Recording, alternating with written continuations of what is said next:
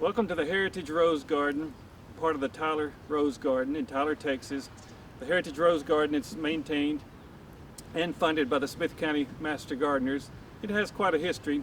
It didn't start off belonging to the Smith County Master Gardeners. In the 1970s, the Tyler Lions Club started this garden as a sensory perception garden for the blind. And then around 1986, the Gertrude Windsor Garden Club in town took it on as a project. That lasted till about 2003, when the Smith County Master Gardeners, the City of Tyler, the Gertrude Windsor Garden Club, and Brent Pemberton with the Texas A&M Research and Extension Center in Overton all collaborated to maintain this garden. And then about 2007, the Smith County Master Gardeners took it on as a permanent project. And so every Tuesday during the year, the Smith County Master Gardeners come to work in the Heritage Rose Garden. The Heritage Rose Garden is a 1-acre garden in the southwest corner of the Tyler Rose Garden. It's part of the Tyler Botanical Garden, which is all maintained by the Smith County Master Gardeners. And the function of the garden is to showcase heritage roses, antique roses, old garden roses, the roses that would have led to the Tyler rose industry, and to give people an introduction to the history of roses before they tour the rest of the 14-acre Tyler Rose Garden. We feature a number of old-fashioned roses in the Heritage Rose Garden, including those that do well in the south, which mostly for us would be roses like polyantha roses, tea roses, and china roses. We also feature earth-kind roses. Those have been trialed and designated by Texas A&M AgriLife Extension Service that will grow without insecticide and fungicides and fertilizer and minimal watering. We also grow any of the roses that happen to be Texas Superstar selections, like Belinda's Dream behind me, and the Nacogdoches, or Grandma's Yellow Rose. The rose that you see right here in front of me is Lamarne. It's a 1915 polyantha, which some people might not consider old enough to be an antique rose. Technically, the American Rose Society only considers those roses that were pre-1869, which was introduction of the first hybrid tea rose, La France. Those as old garden roses. Practically, most of us in the old rose world consider anything 50 years old, anything that your grandmother or grandmothers grew, as old-fashioned roses. A lot of these roses are no longer available in commerce, but they're still really great roses. And so when I was in school at Texas A&M, I would pass Lamarne roses around Caldwell, in front of trailer houses, in front of old homes, out by fence rows, and it was pretty obvious that that was a tough rose. So it eventually earned its selection as an earth-kind rose. And as you see, old-fashioned roses aren't as showy. The flowers may not be as big, but they can grow on their own roots, so they're not budded or grafted. They can grow with less water. We don't spray these roses, so when I was in school, we learned to grow roses where every 7 to 10 days you sprayed them with an insecticide and a fungicide. And because they were budded, you would scrape the bud union to try to get new shoots on the rose. They didn't live all that long. They might live 15 or 20 years under really good care. But these are roses that lived generation after generation. They were passed along from cuttings from grandmothers to daughters and granddaughters and that sort of thing. So they're much easier to grow, much better for Texas gardeners. Also included in antique roses or old garden roses would be species roses. And those are roses that were wild roses and that grew for thousands and thousands of years without man, without cultivation. One of them we have in the garden happens to be the swamp rose, Rosa palustris scandens. It's the only rose I can think of that doesn't need good drainage. Actually, it's native to the United States, grows in the southeastern U.S. along the edge of the water, so it'll actually grow in mud. This is actually the semi-double form, the same rose that Empress Josephine grew, Napoleon's wife, that Redite painted. So some of these things go back hundreds and hundreds of years, or in the case of the wild roses, literally go back thousands, sometimes even millions of years. So that's a lot of rose history. So this is the swamp rose, the only rose I know that will grow in mud, but it'll also grow in well-drained soils too. And like a lot of wild roses, has a good fragrance too. I apologize for the roses looking a little bit droopy. We had rain and some cool weather, and fall is actually a great time for roses, but in this particular case it got beat down by rain a little bit. This rose doesn't look like much. This is Old Blush, but it literally changed the history of roses forever.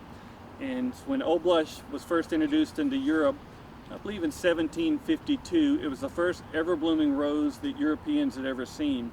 Today, we think most roses are supposed to be ever blooming, but up until that point in time, all of Europe only had roses that bloomed one time a year in the springtime. And so Old Blush came in from China along with 4 other roses, 2 China roses, which are a class of roses that descend from Rosa chinensis, and then 2 tea roses, not hybrid teas, but 2 true tea roses, Rosa odorata, which also descend from a wild rose in China. And so the difference was these were roses that bloomed all the time. In the case of Old Blush, it also had another unique attribute. The flowers actually got darker instead of lighter. So all the once blooming European roses opened up a dark color and faded to a light color. Old Blush started light and faded to dark, which was totally new.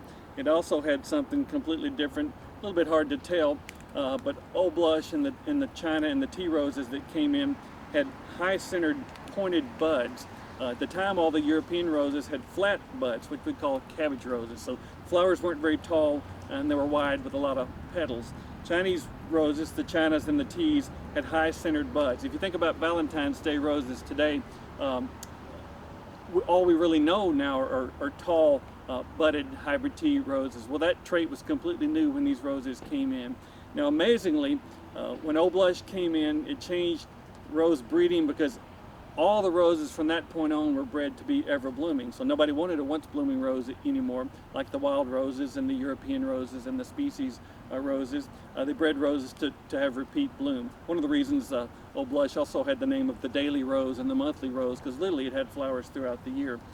And so what was totally new to Europe, come to find out, there were Chinese silkscreen paintings that had this exact same rose 1,000 years old. And so this rose was brand new to Europe, went back in Asia 1,000 years, but it even goes back further than that because there's no such thing as an ever-blooming China rose in the wild. And so somewhere pre 1,000 years before that, you had climbing, single-flowered roses in the wild only have 5 petals, like a blackberry or a pear tree or a peach tree, all in the same rose family. So single, once-blooming, climbing roses somewhere in ancient Chinese history went to dwarf, ever-blooming, multi-petaled roses. Then you get to Europe in the 1750s, start crossing with all the European roses, eventually led to a number of different classes of roses like hybrid perpetuals and bourbons, and eventually hybrid tea roses. And so that's a whole lot of history that took place before Europe even knew there were ever-blooming roses. And the amazing thing to me is Old Blush is still a fairly common rose in Texas gardens and old cemeteries after 1,000+ years of cultivation.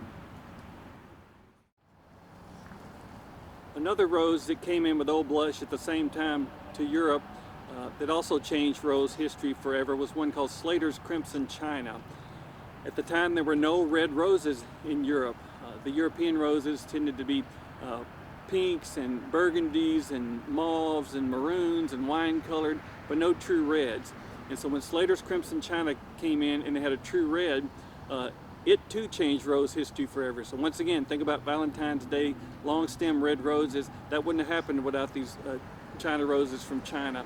And so you had the red color in the flower, you had the high centered bud, and through multiple crosses throughout the years, that's how we got Valentine's Day, long stem, pointed, bright red roses, things like Mr. Lincoln and things like the roses that you'd see during the holidays. And so doesn't look like a lot, but you're talking about a shrub that bloomed all the time, had red flowers, a different form. They weren't known for fragrance, but certainly known for ever-blooming qualities. And so if it hadn't been for these China roses, we wouldn't have knockout roses today. So you think about any ever-blooming red shrub rose. Matter of fact, these old red China roses were basically the knockout rose for the South. And so the reason most roses get bred for the rest of the world are to be cold hardy. So the Chinas and the teas that do so well in the South won't grow in Europe and won't grow in the North because it's too cold. And so we really had our own sort of knockout roses for hundreds of years before knockout came along. And the reason knockouts exist are because of these red China roses. Something a lot of people don't pay attention to but exists in some roses but not all roses would be rose hips. The hips are actually the fruit, the seed pod of a rose. It's related, of course, to peaches and apples and plums and pears and cherries, so a little bit similar looking. Throughout time, they've been used to make teas and jams. Some of them are high in vitamin C. You might see at the health food store a vitamin C tablet that say contains rose hips. They're not the best tasting things, but if you're hungry and you added sugar, you could certainly make jelly or tea out of them. These happen to be from Old Blush. All roses in the wild would make rose hips. I think technically they're called hypanthiums. You might want to check me on that. And so if you're in the wild, you have to make seed to spread. Most modern roses, a lot of them are sterile hybrids. They don't set seed, don't set any fruit. They would propagate by cuttings. But in the wild, as I mentioned, roses would be single petaled, 5 petals. Think about blackberries, cherry trees, plum trees, pear trees. In this case, this is Rosa chinensis mutabilis, the butterfly rose. And so all roses in the wild would have 5 single petals. And over time, it would be the stamens that evolved into petals, either naturally or mostly through hybridization, to end up with double flowers. So remember, no double flowers in the wild. All roses in the wild would be 5 petals and make rose hips to produce seed to propagate themselves.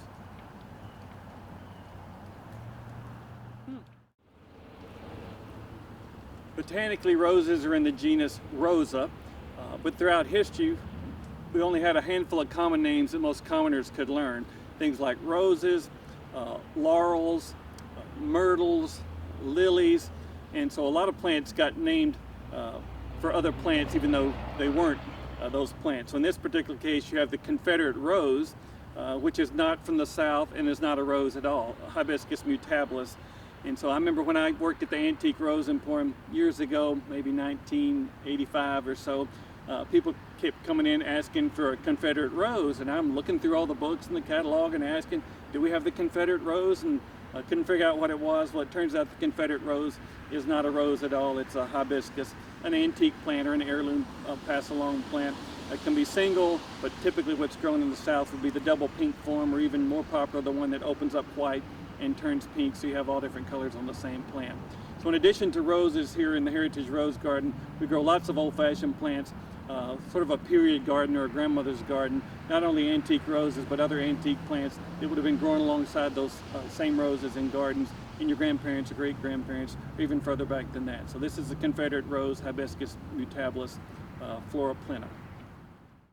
In addition to roses in the Heritage Rose Garden, we grow annual and perennial companion plants, but only those old-fashioned plants that would have been companion plants at the time those roses were popular. And so here's an example of an old-fashioned reseeding annual cockscomb or Celosia cristata, tall branching cockscomb. Typically today what you see for cockscomb are dwarf plants that are bred to be bedding plants. In the old days, cockscomb were tall plants, and they came in either a spiked form, a plumed form, or in this case a crested form, which is actually where it got the name cockscomb, because it's somewhat like a rooster's comb. And so it's a plant that likes summer heat, makes lots of seed that falls to the ground every year, makes a good cut flower, and then it reseeds and comes back every year after freezing down during the winter time. So it's an example of a reseeding warm season annual. Now, I remember the first tall cockscomb I saw as a kid. I was riding with my grandparents to Center, and I'm looking out the car window, which I famously did, to look at everybody's flowers. And alongside the road in somebody's vegetable garden, they had a whole row of tall cockscomb like this, and I'd never seen such a thing. These glowing magenta flowers, you could tell it looked like it was made out of velvet.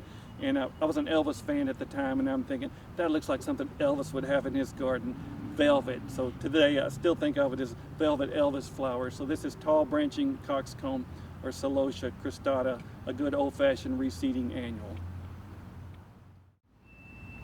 Another old-fashioned reseeding annual we grow here in the Heritage Rose Garden would be zinnias.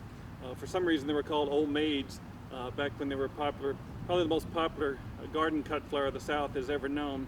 Now you have to realize that the original zinnias, wild in Mexico, would have been small flowered, single petaled, have a little cone in the center, not the showiest things. And over time, just like we did with roses, they were bred to be larger and larger flowered, eventually double flowered, what we call the dahlia flowered types. You'll see here in the garden, we just let them reseed with reckless abandon. So we have everything from small ones to large ones, from singles to doubles, although I kind of cheat and sometimes pull up the single ones and the small flower ones. But zinnias are a great cut flower. They're just fixing to finish up. Once the nights start to get cool, they'll start getting powdery mildew. We'll pull these up and we'll switch to reseeding cool season annuals, and I'll show a few examples of those starting to come up now. One thing we're known for in the Heritage Rose Garden are flowers. And a lot of people are really surprised when we tell them that we don't plant any of these flowers, they plant themselves. So unlike our idea garden where we put out a lot of bedding plants that are already grown in containers, all the flowers in the heritage rose garden literally reseed and plant themselves. And so even though they can be really pretty, there's certainly a trade-off, because to have reseeding annuals, you have to let those plants go to seed. And so that means letting flowers turn brown like the zinnias. The seeds actually have to dry on the plant. Here you see salvia coccinea.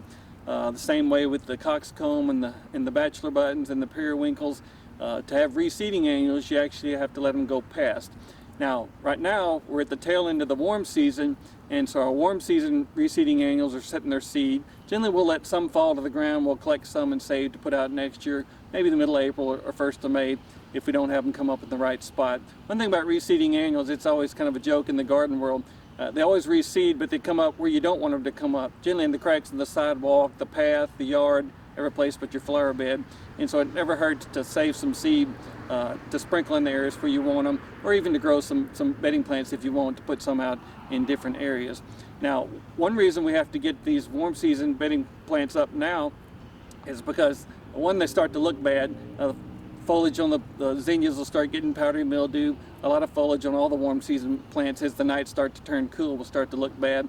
But one reason we have to get them up is because we need sunlight to hit the ground, because as the warm season plants are dying, the cool season plants are coming up. So right now we have larkspur and poppies and Texas bluebonnets coming up. You'll see a nice crop of Texas bluebonnets down here. They demand full sun, and so if we've got all these warm season plants shading them out, they're not going to do very well. And so one reason people don't do reseeding annuals is because they don't like the way they look when they go to seed. But another reason they don't do reseeding annuals is most people don't know what baby plants look like. And so when little plants come up, bluebonnets are tiny. Here's salvia coccinea. Bluebonnets just start off with a looking like this. They certainly don't look like a bluebonnet. A larkspur just have two little pointed green leaves on there.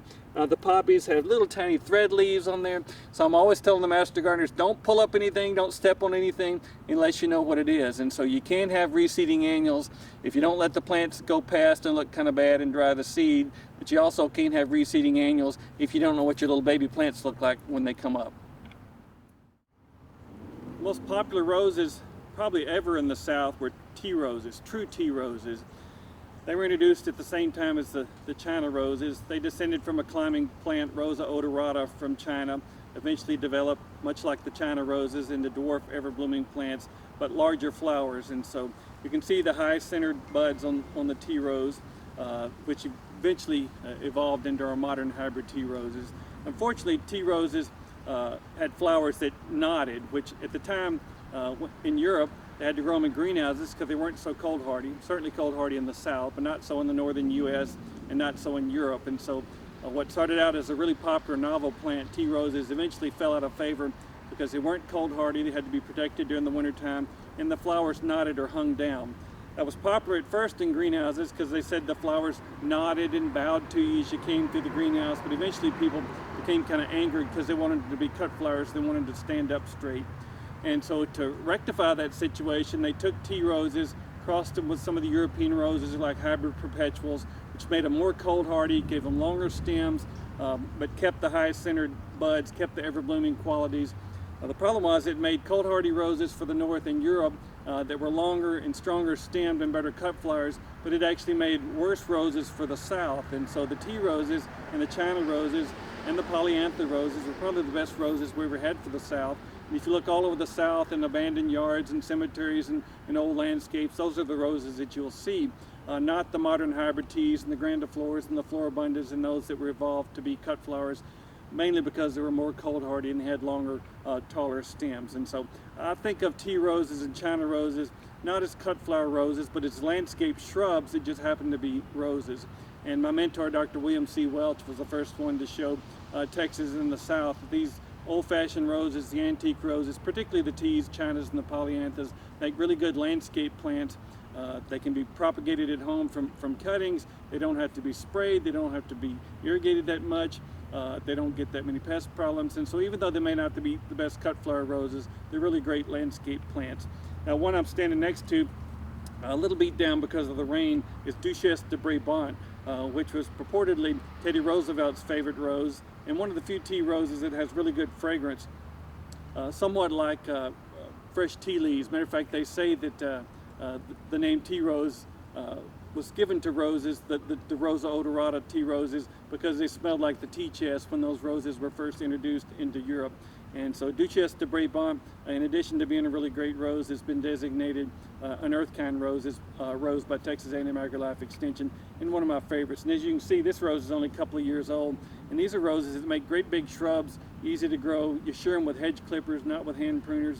Don't have to spray them, don't have to irrigate them that much, and make really good landscape plants. So Duchesse de Bourbon, one of my favorites, as well as Teddy Roosevelt's. I primarily mentioned 3 classes of roses today, 4 if you count species roses, teas, chinas, and polyanthas, but there are literally dozens and dozens of classes of roses. Unfortunately, not all of them do well in the South. The one next to me is a Bourbon rose, most of which don't do that well in the South. You'd find them more in the North and Europe back when they were popular. They're not that popular anymore, but one of the most famous ever was this rose, Souvenir de la Malmaison, which was named for Empress Josephine's place in France. One of the most beautiful old-fashioned roses you can grow, has a famous European rose fragrance, and one of the few bourbons that actually does well in the South. So we get lots of compliments on this rose. It may get a little black spot, but like all these roses that we don't spray, it survives, puts on new foliage. We give it a little bit of fertilizer each spring and fall, and it's one of literally the prettiest roses that I think you'll ever grow, Souvenir de la Malmaison. Now, all these classes can be kind of confusing, so I remember when I worked at the Antique Rose Emporium and I brought the first catalog home to my mom, and I told her she could pick out some roses, but there were only certain classes that did well, so I said get some teas and chinas and polyanthas and they'll do well for you. Well, she got all confused reading all the different classes, and so I came up with a little saying that Polly wants all the tea and china, so that you could remember which roses literally do well in the South. So in this case, it's a Bourbon rose. It's an exception, Souvenir de la Malmaison, fragrant, beautiful rose that most people in Texas can grow easily. One of the companion plants we grow in the Heritage Rose Garden is an heirloom Canna iridiflora emania. It's a hybrid of Canna iridiflora from Costa Rica. It was actually bred in France. It's one of the class of cannas that were known as iris-flowered cannas. You see the drooping flowers. It's a great big plant. I tell people it looks like if you crossed a banana with a fuchsia, what you would get. Very rare in the trade. I actually got these from a friend who brought it actually from Costa Rica, although it's a sterile hybrid, doesn't set any seed. It keeps producing more flowers off the stalk here. And if you wanted to tend it, you would cut off these spent flowers here to make it look a little cleaner. Like all cannas, it might get some canna leaf rollers. If it does, we can treat it with BT or just cut off that foliage. Or if it got really bad with canna leaf rollers, we just cut it to the ground, scatter a little fertilizer, and have it come back. So this is actually just 1 year old from a piece of rhizome this year, and you can see what a vigorous canna is. So it's Canna iridiflora emania, one of the old hybrid cannas from France. Another old-fashioned plant we have in the Heritage Rose Garden is a pomegranate, Punica granatum from the Middle East. Most people are familiar with pomegranates, although they're not near as popular as they used to be. It used to be a fairly common dooryard plant in the South, an ancient symbol of fertility because of the amount of seed that it makes in there. A lot of people don't realize that a king's crown was actually fashioned from the calyx lobe on a pomegranate, so it goes way back in ancient history, all the way back to biblical times. I've always loved pomegranates. Of course, they have a tart, somewhat bitter taste. They can be white, pink, burgundy. Here's a bit of trivia for you. I was eating a pomegranate the day Elvis died, and it flashed across the screen while I was watching Gilligan's Island, so I remember being sad and being happy eating my pomegranate at the same time. So Punica granatum, old-fashioned pomegranates make a good southern dooryard plant and a good companion plant here in our Heritage Rose Garden.